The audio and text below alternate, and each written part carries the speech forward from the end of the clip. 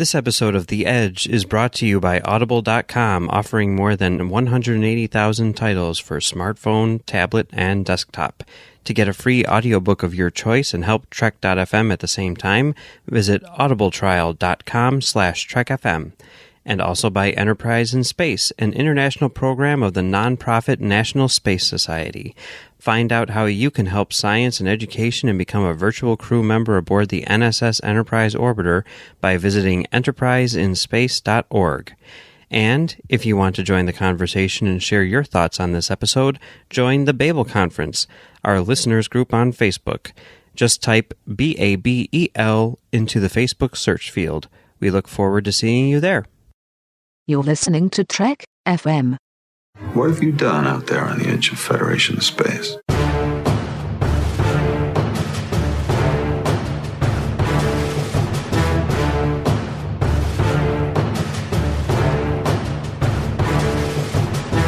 Welcome to The Edge, Trek FM's podcast dedicated to the newest Star Trek television show, Star Trek Discovery. And we've got a wonderful episode for you today that I'm very, very disappointed that I couldn't be a part of the main discussion for. But joining later on, Mike Schindler is joined by John Tenuto, and they're going to be talking about Easter eggs, their favorite Easter eggs that we've seen so far in Star Trek Discovery. And I had some family come into town on Sunday when the recording happened, so I had to miss out, but I'm sure it's going to be a wonderful discussion. But before we transfer over to them, we've got a very special first-time guest to The Edge, Michael Wong. How are you doing, Michael? Hey, I'm doing really well, and I'm really excited to be here. It's an honor. Yeah, we're very happy to have you. So, Michael, before we get into our discussion right now, why don't you tell us briefly about your podcast, Strange New Worlds? Yeah, so this was something that I thought up kind of out of the blue. It was just an impulsive decision. I am not very experienced at podcasting at all, but I am a grad student in planetary science at Caltech, and I'm a huge Star Trek fan. So it was earlier this year, in the summer, at the beginning of the summer, and the first trailers for Star Trek Discovery had just come out. And we got this beautiful image of this protoplanetary disk, this double binary star protoplanetary disk that was forming in those trailers, and that would later feature very heavily in the opening two episodes.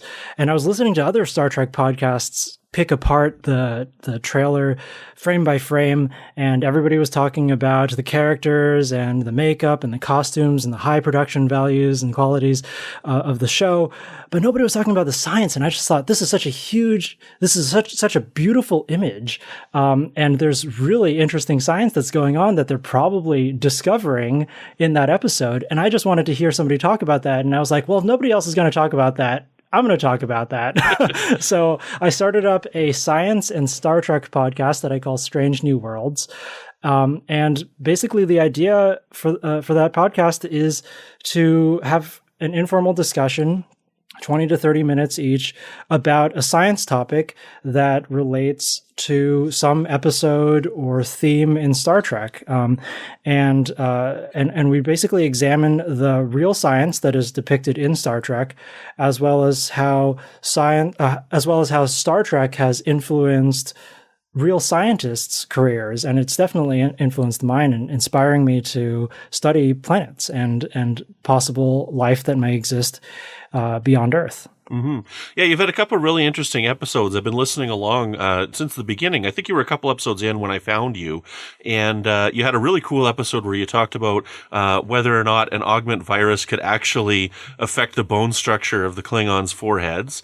And you did a recent episode where you were talking about like the differences between smog and cloud coverage, and how they're sending probes to planets and stuff and moons to try and ascertain it's been a while since I listened to it, but to ascertain ways to prevent this kind of things from happening on Earth, right? Yeah. The augment DNA episode was one of my favorites for sure. That was just one where I had a friend who studied basically what are called bone morphogenetic proteins. And these are things that among other things, control the structure of forming bones. And I was like, well, if you alter the DNA that controls for these proteins, could you erase forehead ridges? And we had a nice long discussion about that. It was also really funny because that friend of mine, Heidi Klimpa, played a Klingon in Caltech's Star Trek parody musical that we did in 2016, and so that was really funny to have an actual Klingon on the show talking about the science of how to change Klingons' forehead ridges. Nice. Well, and so that's why I reached out to you for this little news segment here, because we're just going to talk for a few minutes about the spore drive. And, hint, I think I want to get you back later on to talk about the possibility about whether or not there can actually be parallel dimensions. But sure. We'll stick to the spore drive for today. So the spore drive and this mycelium network, is this something that's actually plausible in science? Like it's from what I understand is the mycelium network is this weird, how can I use a Star Trek term? It's like a subspace tendrils that are like going throughout the galaxy, and it's like this super highway of data transmission kind of thing. So that's what I'm kind of understanding. And he's using these spores to connect to this drive and help them to, transmit themselves across the galaxy in a much quicker way. So does that sound about right?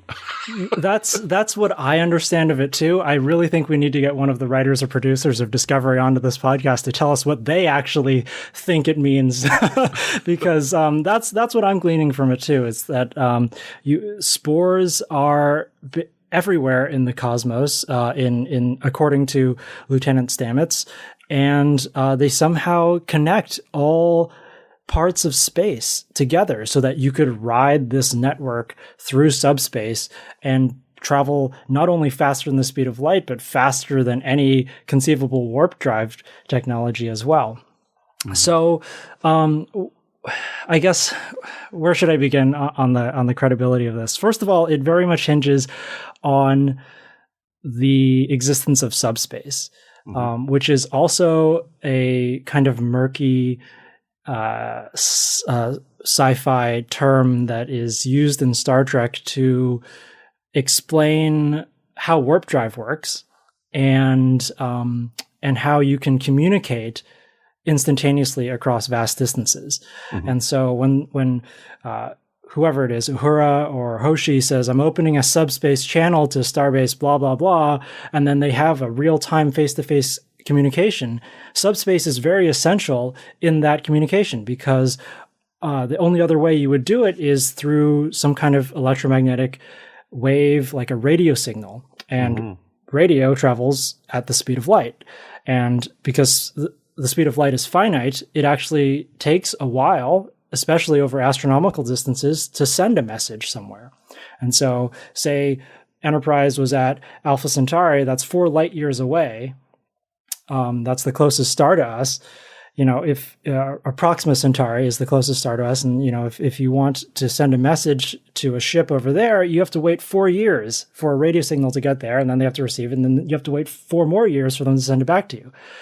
So that makes face-to-face communication really difficult. And so instead, you send a subspace message, and somehow in subspace, magically, it just can happen in real time. I've heard different views on how warp drive technology actually works, but it also takes advantage of subspace, layers of dimensions, I guess, that allow for faster than light travel to work, because according to the theories of relativity, nothing should be able to travel through space faster than the speed of light. And so, okay, we'll not be in space anymore. Let's be in subspace, and then we can do that. Well, that's an interesting point that you brought up with the subspace communication, because that's something we've heard, basically since the beginning. And that's a really good comparison that I've never thought of before. So if this mycelium network is something in the subspace, then we already have an example of things traveling instantaneously over extreme distances in Star Trek. That's exactly. A great example. Yeah. Yeah. So the idea that these mycelia, these spores, are everywhere in subspace, or, that's actually a really interesting idea as well. And it's grounded in a real scientific concept, which is the concept of panspermia, which is basically that life can originate somewhere in the cosmos, say on some planet, and then hitch a ride on some asteroid that got knocked off of that planet and land on a neighboring world and then populate that world. So there are some people, some scientists, who think that early Mars, for instance, was much more conducive to an emergence of life than early Earth would have been. And there are so these scientists think that life actually originated on Mars, and then through this process of panspermia, some microbe got knocked off of Mars and landed on Earth and then populated Earth and became who we are today. And when we send our rovers and eventually astronauts to Mars, we are really just returning to where we came from. That's not every scientist thinks that. In fact, that's probably a fringe idea, but there are some professors at Caltech who are working with those theories. And so the idea of panspermia is certainly plausible, especially when you talk about distances between neighboring planets like Earth and Mars. And so if we go to Mars and we find life there, we shouldn't be all that surprised if it looked a lot like life on Earth, the life that we examine here today, because maybe it hitched a ride from Earth, or it went the other way around. And early on in the history, life emerged on Mars and then hitched a ride to Earth and became the biosphere that we see today. Mm-hmm. So I think it was Lieutenant Stamets who said in episode 3 of Discovery, it was one of my favorite quotes of all of Discovery so far. And it's in the shuttlecraft as they're going to the Glen, and Michael Burnham is basically trying to get more information out of Stamets. And she's saying, that task you gave me to do, that little coding activity that I had to do in engineering for you, you got to tell me what I'm working with so that I can figure it out more efficiently. Is it biology or is it physics? And Stamets' reply is, you really see them as two different things, biology and physics. Like they're really the same. And then he dives into this idea of the spores populating all of subspace and connecting everything through panspermia. They originated somewhere, but then they've populated basically every single location in subspace through hitching rides to other places. And that's not an entirely crazy idea. But I do find it it makes me scratch my head, basically, to think that the spores traveled so far across the cosmos. Mm-hmm. Because, like I said, space is enormous, and it takes light a very long amount of time to go from one system to the next. For spores to do that, you'd think that would take even longer, but maybe in subspace, spores by themselves can just travel faster than the speed of light, and then populate all of the universe somehow. But maybe they could have been a part of the Big Bang originally, right? And then they're just like there's a chunk of them or whatever that are a byproduct of the Big Bang. And then they just spread along with everything as the universe expands, I guess. So maybe something like that. Maybe they're even older than Stamets realizes. Yeah. So the concept of panspermia is not completely foreign to the Star Trek mythos. In fact, the Next Generation episode, The Chase, talks about this, how there was a progenitor race that found themselves very lonely as the only humanoids that they found in the galaxy after exploring it, and they decided to seed the primordial soups of other terrestrial planets with certain seed molecules that would eventually evolve into who we are today, the humans, Vulcans, Cardassians, Romulans, what have you.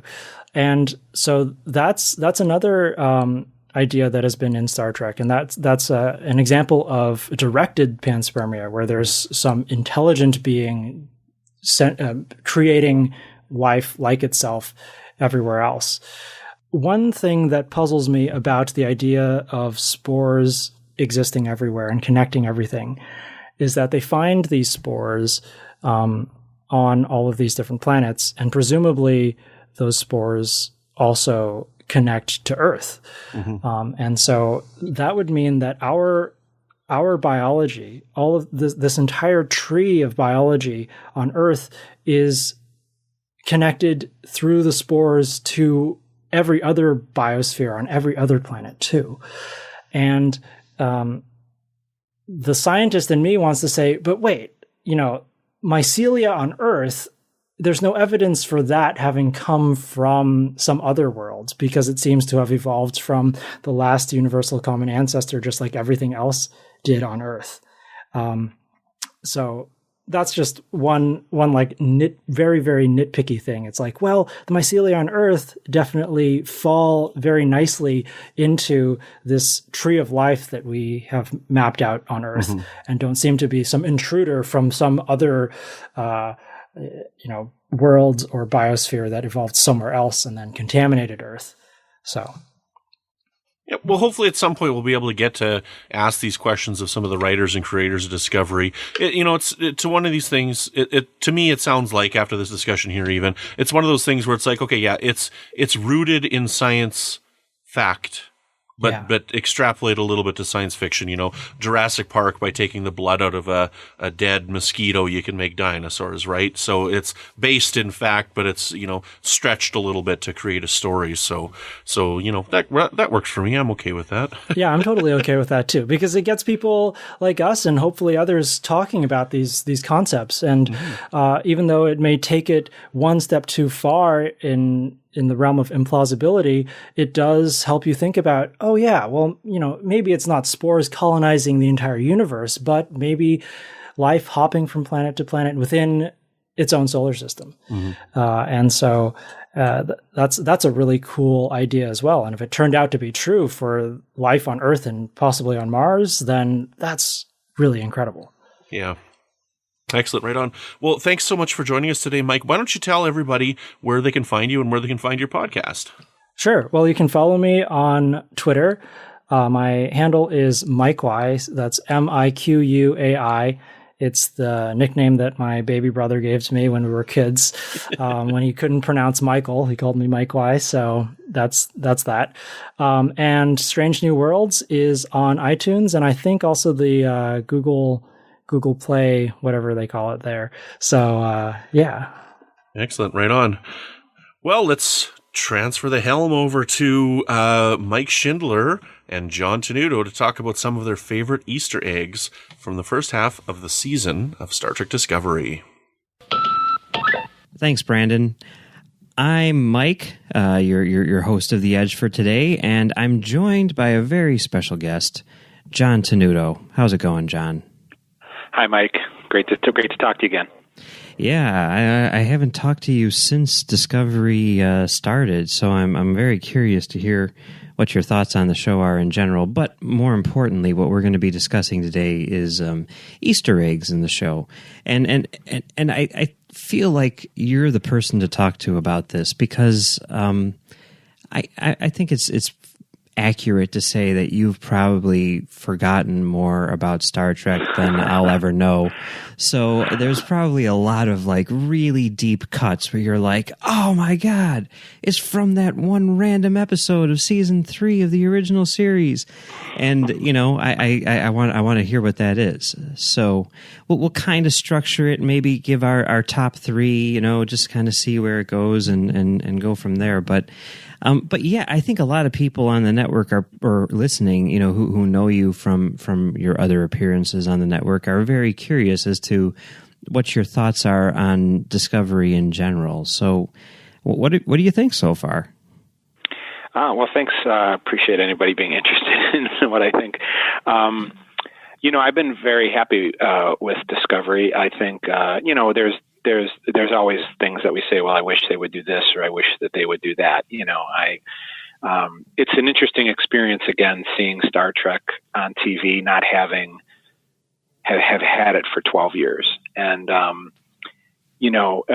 and not being episodic in nature. So it's a really different experience, almost like Sundays are a bit of an event, each week where you get excited about what's going to happen and you want to find out what goes on next. And in a way that's a little different than the previous Treks, because, they were episodic in nature. So there wasn't that, that dreaded to be continued hanging over your head. So that's a really interesting experience for really my whole family to watch it that way. And it's also interesting now to have a Star Trek where we don't know the end point for these characters. When we've shown our son Nicky Next Generation, or shown him, Deep Space Nine, and gone through the shows with him, I knew where these characters would eventually wind up because I had lived through them already. So it's kind of interesting watching a show and not knowing, well, what's Michael's end point or what's Stamets' end point.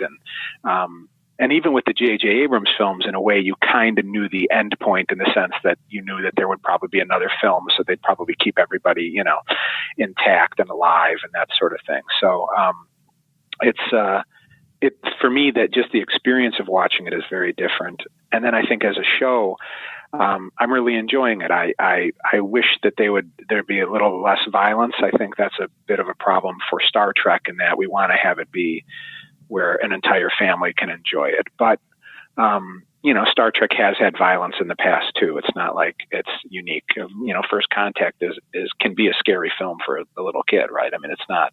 Nemesis has some dark themes in it. So, it's not like there hasn't been violence before, but, I'm enjoying the mystery of it, and I'm enjoying this idea of sort of watching these characters unfold, and really what is one big giant episode. It's almost like taking, say, the Menagerie and making the Menagerie a 15-hour episode. And right now we're at the midpoint where we're going to watch now the second part of the episode. So that's really fun. Yeah, for sure. I pretty much agree with what you're saying on the whole. It's been very exciting so far, and I'm very excited to see where it goes from here. But yeah, and 2 months to wait for a cliffhanger. I guess that's nothing compared to Best of Both Worlds. So whatever. Yeah, and there's the nice thing is in today's world, there's things that we can do to fill that time that we didn't have before. So not only can we go back and revisit, other Star Treks, you could watch fan films during the time off. You can, catch up, read some of the novels, or engage people on Twitter or, on Facebook. And so it's sort of different in the, I remember that summer of the Best of Both Worlds. And it was not only agonizingly long, it was in a way in a bubble, because other than your buddies, around you, and presuming they all watched Star Trek or cared about it as much as you did, you didn't have that kind of ability to necessarily interact. I mean, if you sent a letter to the Star Trek fan club to say how much you enjoyed the episode, and even if it got published and got some kind of feedback, you were talking a month or 2 months before you had any engagement. So it makes the wait, I think, in a way nicer. The tougher wait's going to be next year when we have to wait in between season 1 and season 2, because who knows how long that's going to be. Oh yeah, for sure. Yeah. I guess we have a Star Wars movie to occupy us during the break, which is, not something that was around in 1990 or 1991, whatever that was. So that's I'm hoping, I'm hoping that, one of the reasons we're not, at least I don't know anything, but I mean, my hope is that and I'm sure that they're smart enough to figure out that they're going to need something else, Star Trek, in between these seasons. They need something to keep the people connected to CBS All Access, especially people are really only invested in it because of Star Trek. And so my hope is that we're going to see a lot of 2-hour movies or one-off, mini-series kind of shows, and almost like the anthology world of Star Wars with the in-between movies. We may get that on, I'm hoping, CBS All Access. That's why I hope Nicholas Meyer is really busy right now working on a con TV show. Yes. And I think it'd be great because we could drop in and visit, with Worf or with Captain Riker, or tell a story that we've never seen before with new characters in the universe. And I'm hoping that kind of will help fill in time once the ball starts really getting rolling on this. Yeah, no, I agree. It only makes sense. I mean, like that theoretical con show, which may or may not be happening. I mean, just it's basically Star Trek, but cheap.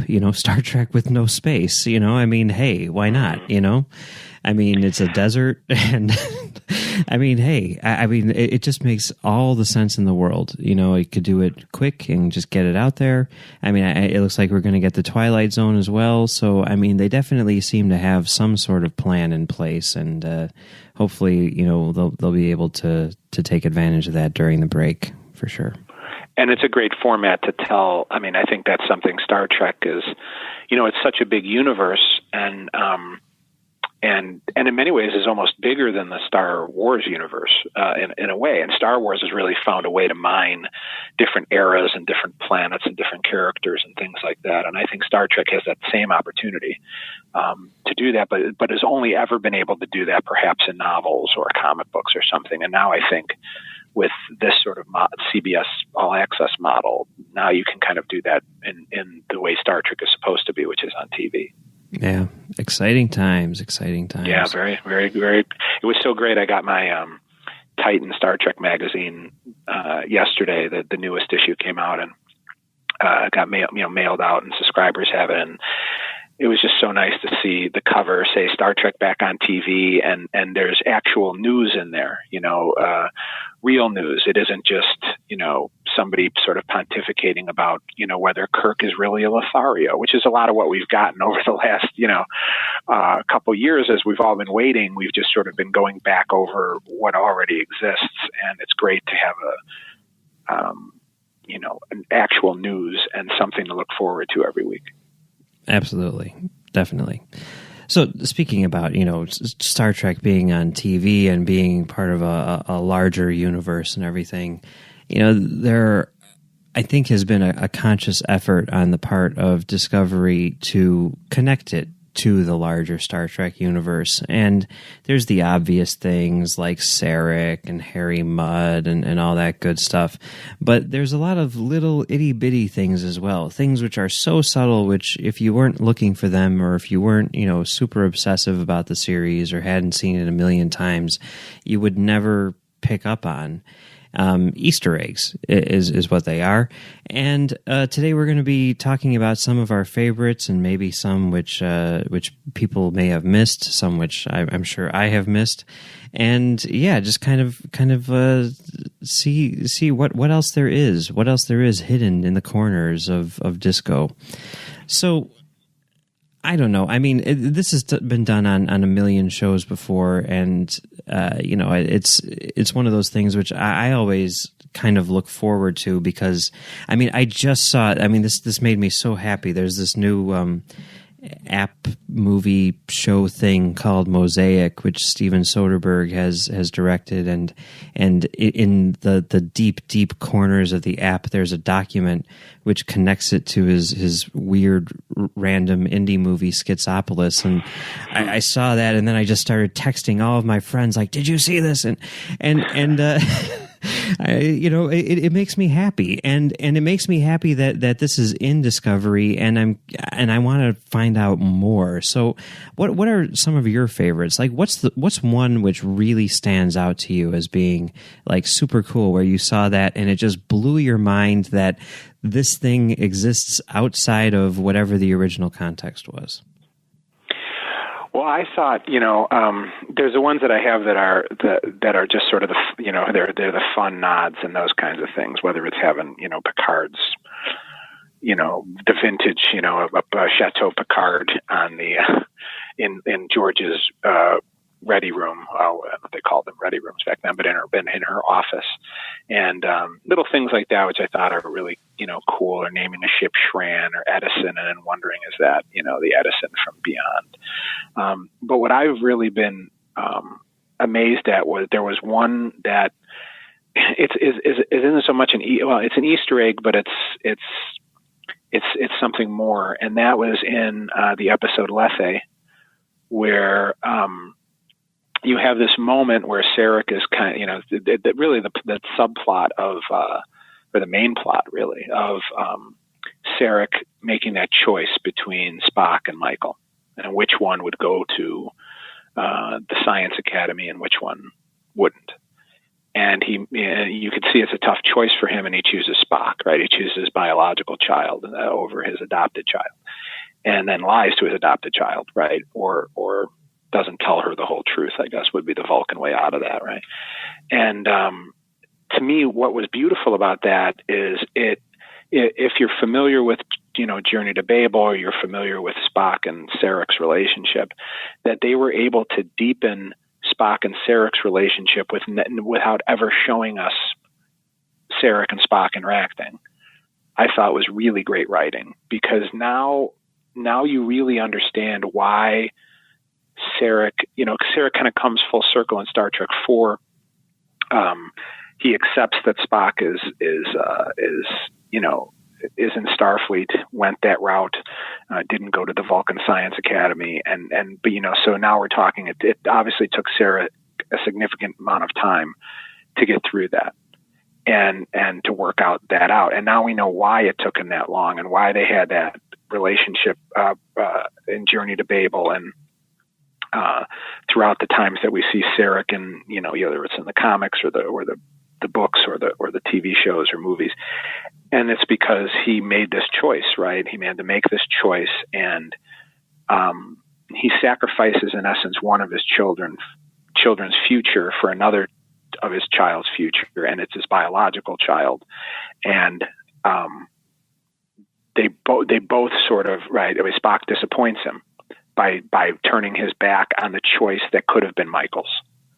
And I thought that really enriches why that choice that Spock made was so damaging to Sarek, and why that hurt Sarek so much. And I thought, well, that was just great, right? I mean, it's never mentioned in the episode. They don't say that, reference this back to this episode, but I thought that was kind of almost a brilliant Easter egg, and a brilliant reference back, because it makes Journey to Babel mean more, which I think is amazing. Yeah, and it's the type of thing where you don't need to watch Journey to Babel or know anything about Sarek's relationship with Spock in order for those scenes to play perfectly well and appropriately in the context of the episode itself, in the context of the Burnham-Sarek relationship. But, it's like prequels oftentimes have a problem of falling into the trap of just being like gap fillers, where it's like nothing, we don't know what happened between A and B, so let's do a movie that takes place in between them, because why not, Whereas this, like you're saying, it really does enrich what we've seen before, what will come later, but what we've seen before, and it adds a new perspective to things, and it does so without breaking it. Like lots of times you'll see like a twist, and it's like, oh, I never knew that guy was that other dude's uncle, and now that completely changes what we saw in that original movie. And that can be problematic, because you've got like the guys over there who made the original movie saying like, I never thought that dude was his uncle, and it changes what you saw before. It doesn't enhance it. Whereas this, like, it does not break what you saw before or anything like that. It acts as a way of explaining it, and I think explaining it in a very appropriate way. It's not like a huge twist. It's just, something which is there to add color to the thing which exists in Journey to Babel and those sorts of things. Yeah, I think it deepens Sarek and Spock's relationship. It doesn't alter the relationship. Yeah, and sure. I think that's always a fine line they're walking as they introduce this Michael character, right? Because you have that. There's sort of a fundamental problem, right? So Spock, you could see how Spock hides his relationship. I mean, that is something he does, right? He hides from Kirk that Sarek is his father. We know that in Journey to Babel, right? He reveals, well, the ambassador is my father, so he talks about their titles. My father is an ambassador. My mother is a school teacher, but he never says who they are to Kirk until we come to Journey to Babel. And then he hides Sybok. So he he's able to do that. Now, can you hide your relationship from the most famous mutineer in the history of Starfleet? Because I think to myself, well, if this was real, right? Although Star Trek is real to me, but if it was real, and it took place in today's world, and there was a mutineer or a traitor, we would know everything about that person. And it's apparent that everyone does know who Michael Burnham is, right? Everybody knows that name, and everybody knows that person. So, of course, they would all know that she was raised by Sarek. And, of course, people would know that Sarek. So there is this sort of that sort of lingering problem of how do you explain this? And I think one of the great ways to do that is to either, you sort of don't, or you hope people don't think along those lines, or you helped us to understand Spock better so that we can appreciate that there was actually a relationship there. Like, so Michael and Spock did know each other, but Spock in his usual self tries to hide personal details about his life. And I think they do that really good with another, if you want to call it Easter egg, which is when Michael does commit her act of mutiny, she does it with a Vulcan neck pinch. And that's, right in the tradition of Spock, right? Spock does that in the Menagerie. When he commits his act of mutiny, he does that to a fellow Starfleet officer. And he does it again in the motion picture, right? So Spock it's interesting because Spock commits mutiny on the Enterprise in the motion picture, and they never even discuss it, or there's no talk of it being an act of mutiny, but it is because he's attacking a fellow officer and he's disobeying captain's orders, right?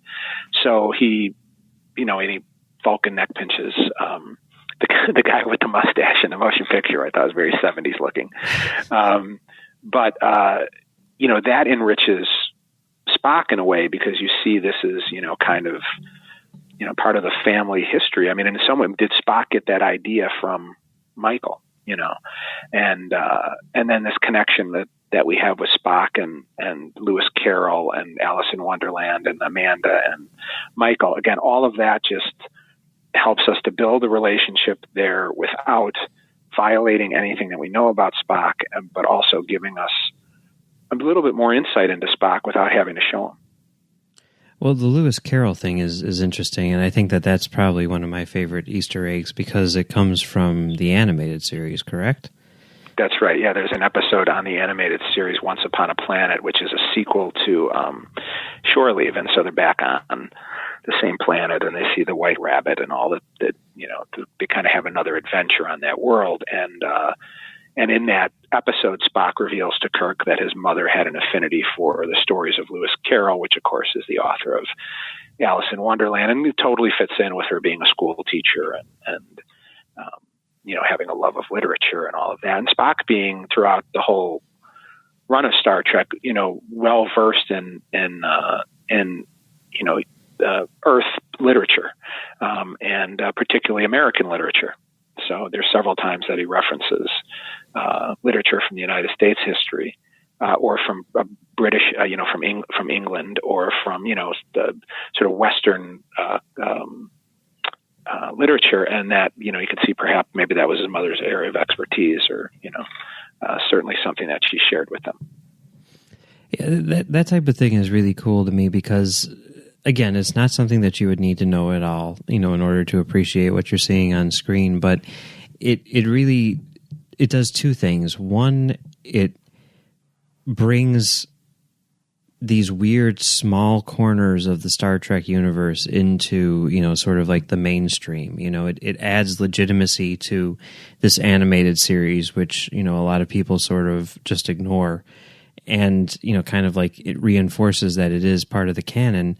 But the other thing that it does is it kind of signals to the hardcore fans that the people making this show are serious about it, Mm-hmm. It's like that is such a deep cut that I think, as a fan, when I'm watching that and I see that, I'm just like, oh, okay, I'm going to pay more attention to what's going on because I feel like, they've really put the time and effort into this in order to make it, fit into the continuity and everything, and it really does show that they are, you know, fans themselves. So that type of thing I think is really cool, you know?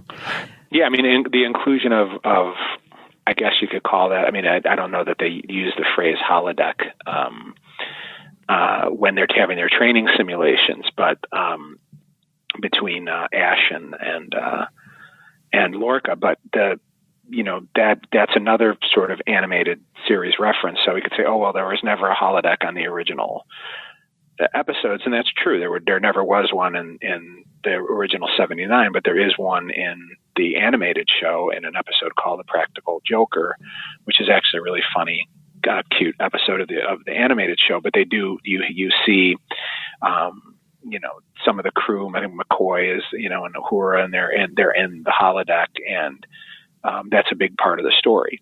And so, there is this sort of going back to the animated show, which I think is important, because what that does, as you say, is legitimize it. It reminds me of in Star Wars when Lucas did the special edition, he put in one of the ships that's from the Shadows of the Empire.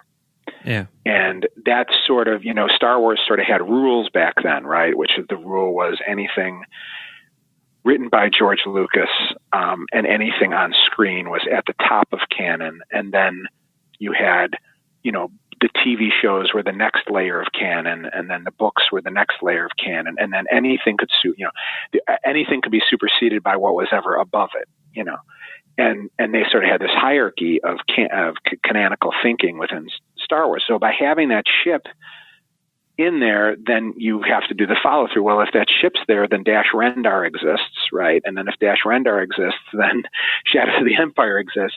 And what that does is it really helps to make those expanded universes much more meaningful and much more important, because that is always sort of the problem with Star Trek books, right? Or even with the animated show. I know it was Gene Roddenberry's wish that the animated show not be considered canon, but so much of what we know about Star Trek comes from the animated show, what Kirk's, name is, and what, to hear Tiberius, I think, for the first time is in the animated show, if I'm not mistaken.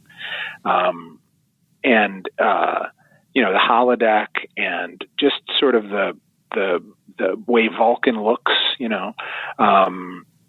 this really added a lot to what Star Trek was. And so it would be a mistake to, Robert April comes from the animated show. Yeah. And so it would be a mistake to kind of discount that animated show. And it's great that they're bringing it on to Discovery. And I think that anything that can open up and we can go, that book is, reference, which they have done. They've done several references to the novels, which I thought was really great. They reference Starbase 88, which is a reference to, of all things, an X-Men Star Trek crossover novel that they had.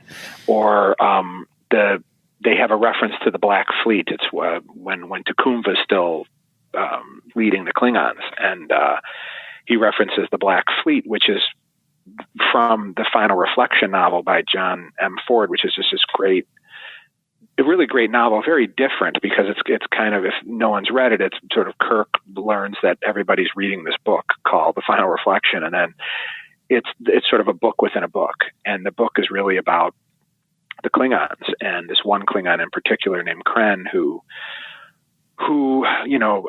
really is done in a very full way, and you see him as a full character. And then there's this concept in there of the Black Fleet, which is this concept of before there's Stovall Corps, there's the Black Fleet. And so if you die honorably as a Klingon, in your afterlife, you serve in the Black Fleet, which means your adventures continue and so on in this afterlife. And now what they've done is they've kind of melded a part of Stovall Corps is the Black Fleet, but that all comes from that novel. And but it's never been uttered in a film Star Trek before. And now that we have it, in a way now, well, if the Black Fleet is real, does that mean then that, the Final Reflection is real, or at least a little bit more legitimate as a novel? Because the only novel that's actually considered canon is the Star Trek the Motion Picture novel, because that was actually written by Gene Roddenberry. That wasn't ghost written by someone else. Unlike Star Wars, which had Lucas's name on it but was written by Alan Dean Foster, this motion picture novel was actually written by Roddenberry, so that's considered canon. And I think some people kind of feel, and I would agree with that Jerry Taylor's 2 Voyager novels should also be considered canon too, since she was the creator of, co-creator of Janeway, and she writes the novels that in essence describe Janeway's life and then the life of everyone else on Voyager. But the novels are never considered canon. They don't even consider the new David Mack Discovery novel canon, even though it was done in concert with the show. So yeah, I think if you were to ask them off the record, they'd be like, "Yeah, it's canon." Yeah, because it's certainly, they just don't want to pigeonhole themselves and say, right. "Oh my gosh, we have to," because there's all these theories out there, right, that we're not yet in the Prime universe, and we're going now into the Prime universe. So we haven't been in the Prime universe yet, which is why everything's so different. But Mack's novel explains why things look different than we know from the Cage, and so I don't think they want to necessarily pigeonhole themselves to a book, which is smart, right? You don't want to, there'd be no Jango Fett if we pigeonholed ourselves to comic books and to that may be a good thing. Yeah, I was going to say, you're not really making a case here, but and if anyone wants to know more about the Black Fleet, check out Notes from the Edge #1, where Chris Jones gets into great detail about exactly what the Black Fleet is and the history of it and all that good stuff. But kind of like talking about that sort of thing, and with the animated series and expanding it and making these things legit and everything. Of course, there's always been this sort of not always, but for the past 8 years, there's been this sort of conflict within the fandom of the Prime timeline and the Kelvin universe, and which one's better and all this stuff, and which one's real and all this stuff. And in that same episode, with Spock, Lethe, where he's on the planet, and actually I guess in the pilot too. I mean, not with Spock. I'm sorry, with Sarek, but also in the pilot too. When Burnham is training and doing her little school stuff before the place gets bombed. I mean, you look at the set design and everything, and obviously this is something which goes back to Star Trek 4 originally, but the set design for her quote unquote classroom is very similar to what we see in Star Trek 09. Right. And I like the idea that they are nothing is off the table. They're pulling from, of course, the original series, but also the animated series and the books, and even the Kelvin timeline. It's all Star Trek. It's all part of this bigger tapestry, even if it's not the same timeline. I think that's really cool. Oh, sure. Yeah. I mean, I think there's been DS9 nods, and some of these might be my imagination, but the one that's obviously direct and directly connects to DS9 is the inclusion of the Wee Barons whiskey that Lorca likes to drink, which is O'Brien's favorite drink. Oh, hey. See, that's the type of stuff which I never, would have noticed, but yeah. So that's in Lethe too, where he's sort of drinking, before him and the Admiral have their sort of, as they're kind of discussing in the conflict and all that stuff. But I'm also, again, because we don't know the end point, right? But the first thing when I saw Vok, the first thing now I think something else, right? And I think what a lot of other people think, about Vok. But when I saw Vok the first time, when he was in albino, I thought, well, that was an interesting choice, right? Which I thought was great, because that's showing that Tecumva, who is kind of seems like a smallish, Klingon. And then that's sort of reinforced in the bullying scene and that sort of thing, later on, he's sort of the runt of the litter, Tecumva, but he accepts anyone, who is Klingon. They are all Klingon, right? If your heart is Klingon, you're Klingon. They all need to be united, especially those who are different. And so, you have this sort of albino character, which I think is also, that's sort of a weird, choice or whatever. But then you go back to, you think of Blood Oath on Deep Space Nine, right? And you have the only referred to as the albino, yeah, who there is some sort of this sort of hatred that exists between him and Kang, Kor, and Koloth. And we know that Kol is part of Kor's family, and he's part of that's that house is the house of Kor, really, or will be the house of Kor. And I think that's is there a possibility that if Vok isn't Ash, or Vok is still Vok, and we'll see him again, and he doesn't die or whatever, is it possible that Vok becomes the albino in Deep Space Nine? I mean, it could be even if he is Ash, and it's interesting because I hadn't thought of that at all. But after like the first episode aired, Robert Hewitt Wolf, who obviously worked on Deep Space Nine at the time, he sent out a tweet where he's like, "I don't know if Volk is the albino, but if he is, if this is his backstory, I'm totally okay with that. I think it works perfectly well."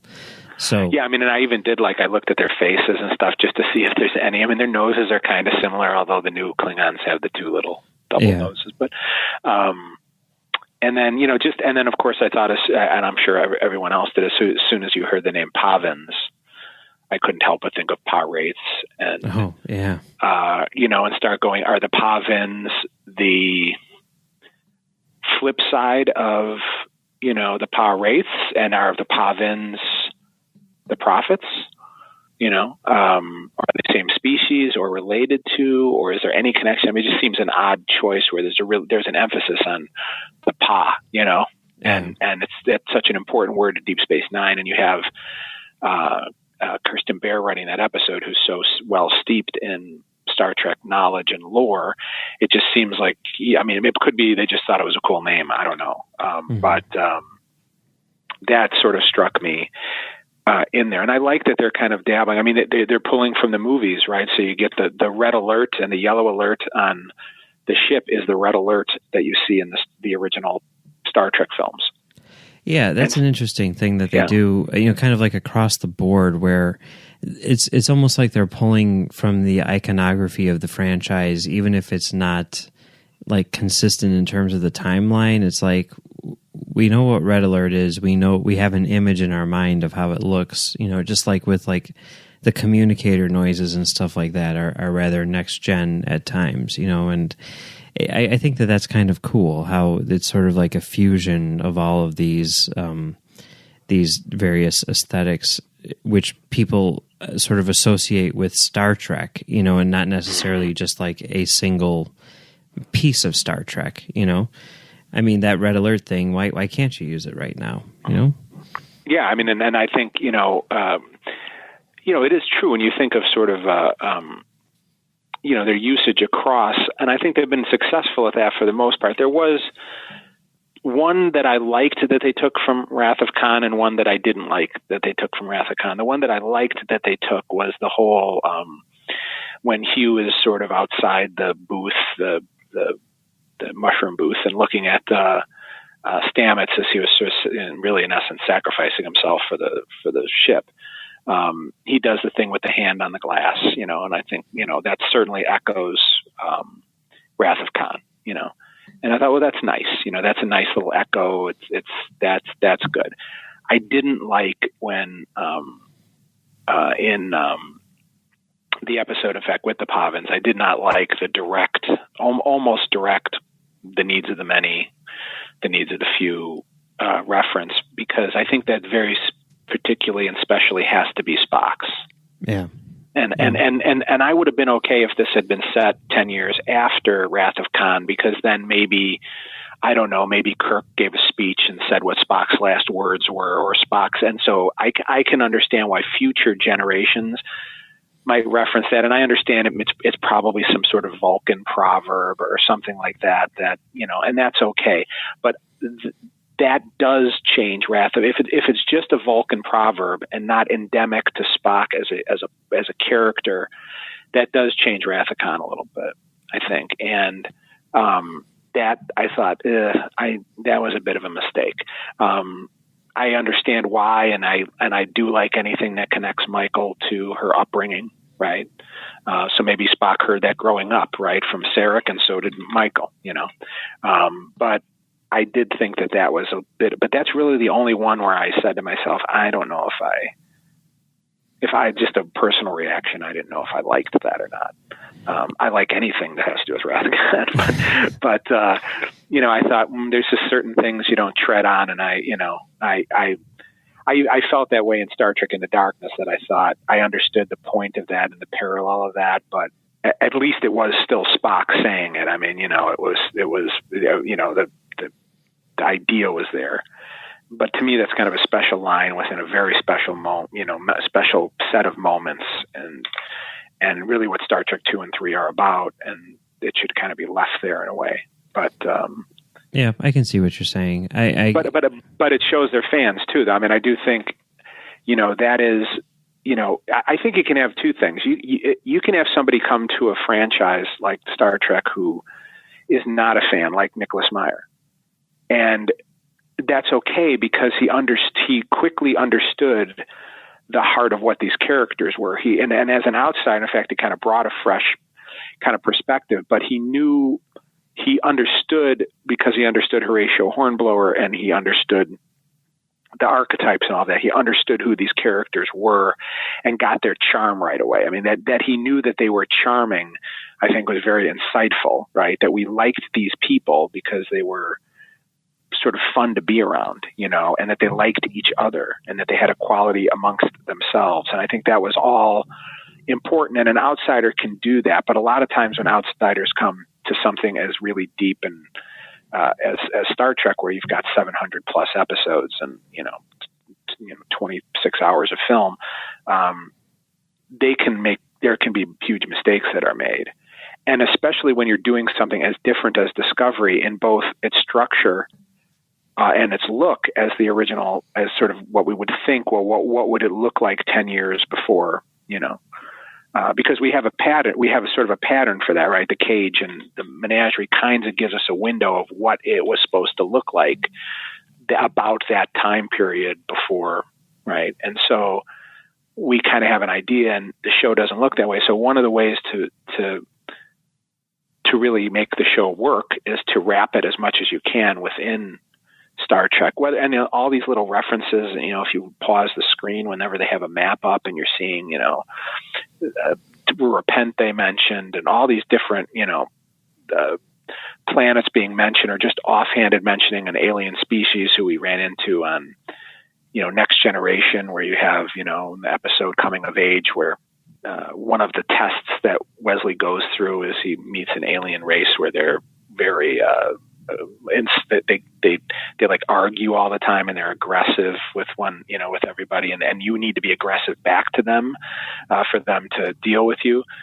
They just mention that, like on Discovery, they mention that species. So anything like that where they're wrapping in all that universe puts Discovery inside of a blanket or a box that makes it more palatable, even though it looks a little bit different. Yeah, I think they're really smart about it. I mean, the fact that the showrunners themselves are not fans, but they have surrounded themselves with fans in order to sort of like bring that perspective to it, but still get like a fresh outsider's take on the franchise, kind of like what we got with Nicholas Meyer on Wrath of Khan, kind of like someone who's able to see the forest through the trees. I think that's really smart. I think they've been really smart about the construction of their team behind the scenes, and I think we're seeing the results at play here, and it's cool. It's cool that we can get a fresh take on Star Trek that's still certainly grounded in the reality of Star Trek. And I always remember that there's an interview Dan Madsen did with Gene Roddenberry in the Fan Club magazine, and then it was repeated again when they did a tribute issue to Gene Roddenberry. So I remember reading that quote when it first came out back 88, 89, and then again after he had passed away, which was this basically the idea of Roddenberry saying that he hopes when he's gone that Star Trek would continue, and that what he hopes is that they do it in a way where people are going to look at the original Star Trek and go, that Roddenberry, right? Like, he didn't know what he was doing. These people are great. Like he wanted Star Trek to continue, and he wanted it to be evolve and change. And I think you see that in the motion picture, right? He didn't keep the same uniforms, and he didn't keep the ship looking exactly the same way. And my gosh, the Klingons from the motion picture to the original series is a much more dramatic difference than the Klingons from Discovery to the, modern Klingon look on Next Gen and so on. I mean, it's radically different. Yeah, these guys are just, kind of bald, and they have two little noses. I mean, really, the culture is different in terms of the visual look of it, but, so we just never saw these houses before. I mean, I've never been that upset about that change, because they've always done that. I mean, even the Klingons from the motion picture to Star Trek 3 are different. Yep. The looks are different, in terms of the way that the ridges are and so on. And Chang has almost no ridges, right? Mm-hmm. Chang looks a lot like he kind of would belong in the universe of Discovery Klingons. I mean, just give him a little bit of extra nostrils, and he would fit right in with the Goomba, and, all those guys.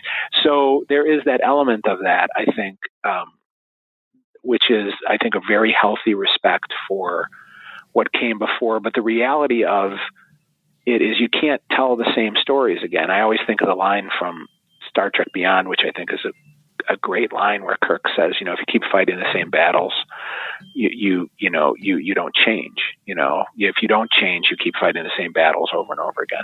And I think, I have the original show, I have Deep Space Nine, I have Voyager.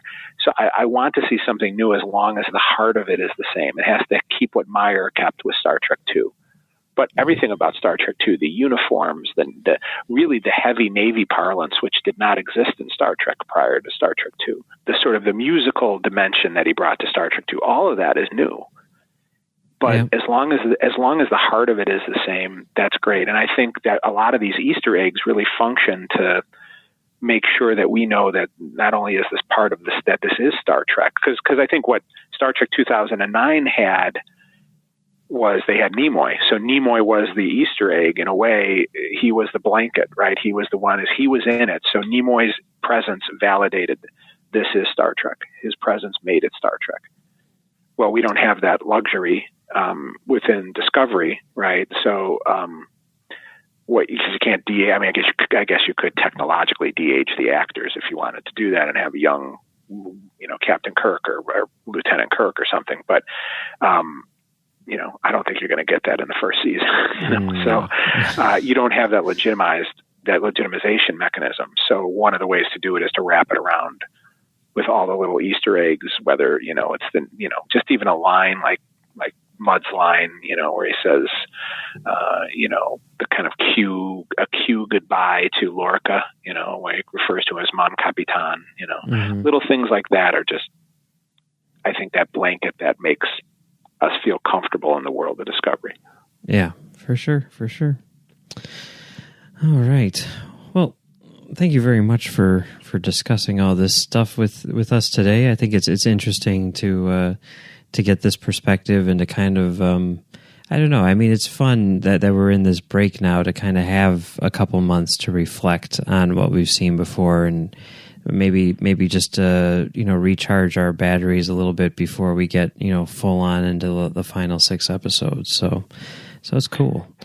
Yeah, it's great. It is fun to and the structure of the show makes it fun to kind of go back and watch, to watch an episode or to layer because it starts layering. Once you watch one, and then you watch 1 and 2 and 1, 2 and 3, and you start seeing a sort of picture being painted, or just the way that they film.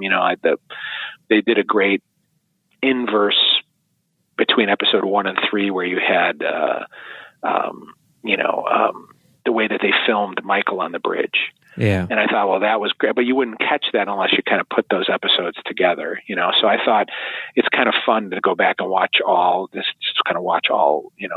within one sitting. I think really improves our appreciation of it. Yeah, I think once they're all out, like maybe the day that episode 15 airs, I'll have to do a marathon, old school WPWR style. So, have Jonathan Frakes host it. Oh yeah, and do favorite scenes, favorite countdown. Well, thank you very much for joining us today, John. Anything you want to plug or anything like that? No, we are probably going to be at a local library Comic-Con. We just got invited to go give a presentation on the history of Star Trek toys there, so I'm not exactly sure when that's going to be. But if people want to connect with me on Twitter, we're just at the Tenuto family and on Twitter, and that's my wife and my account, and we kind of share it because we do all our presentations and research together. And so and then we might be doing a couple of things this summer, possibly with the Star Trek tour or something like that. So we should have some news soon about new things. So we're excited about it. We have a brand new presentation that we did a bunch of research, and DC Fontana was a really great help with it, where we looked at some of the classic original characters like Mudd and Sarek, and interestingly, we started the research before we knew that they would be on Discovery, but kind of the origins of those characters, like we did with Khan, where what were the original versions, of these characters like? Where did they come from? And Mudd is great because Mudd is a Gene Roddenberry creation. So he was created by Roddenberry before, and in fact was one of the original pilot ideas was the Mudd storyline.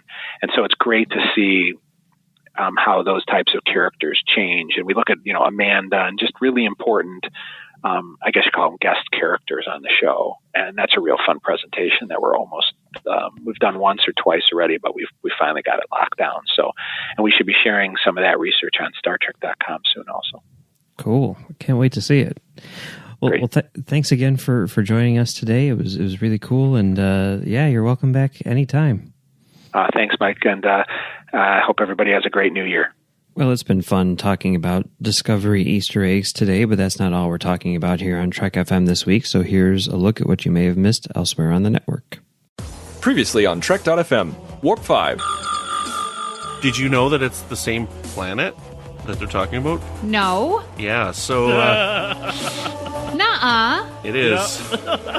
So it's Krios Prime. Like she also comes from Krios Prime, right? So, and the makeup is the same and everything, right? So that was okay. I did have that. I'm like, okay. The only thing I can see is that they have the same makeup. That was the only thing, and I was wondering why it was the same. And now I know. Why did I not make that connection? You guys are so smart.